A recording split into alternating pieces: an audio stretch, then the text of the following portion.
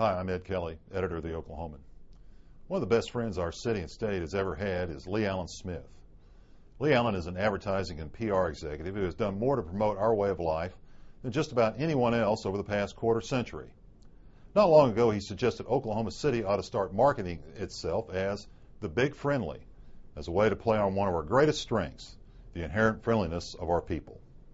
I thought of the slogan, the Big Friendly, the other night out at Hall of Fame Stadium while watching the best two softball teams in the world face each other in a tournament called the World Cup of Softball.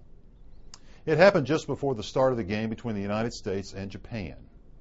As is custom for all games in the tournament, players from both teams line up for introductions, then the national anthem of the teams is played.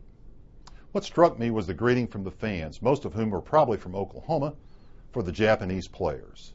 It was more than just a smattering of applause, but a genuinely warm ovation from the sellout crowd that packed the place. I've lived in Oklahoma most of my life.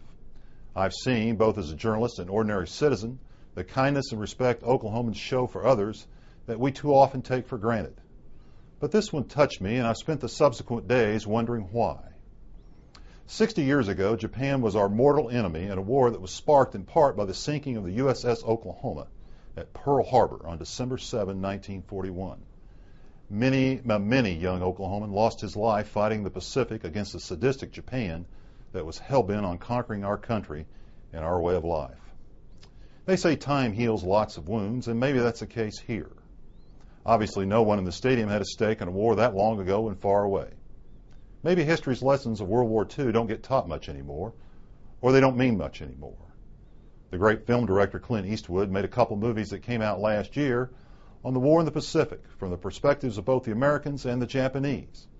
They received good reviews, but neither were overwhelming commercial successes. And let's face it, we've bought gazillions of Japanese products through the years, from cars to TVs. They all seem to work pretty good.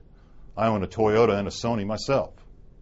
Perhaps the response from the Oklahoma City crowd the other night was simply responding to the politeness of the Japanese players. As each was introduced, they bowed their head to the crowd. Hard to sit on your hands at a ball game when the opponents appear to respect not just those who play the game, but the folks who watch the game. But I couldn't help but think, how many other places would a softball team from Japan, even 60 years after World War II, be so warmly embraced by total strangers? Americans are a generous people and a forgiving people.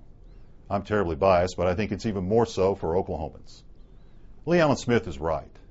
The Big Friendly fits us, and fits us well.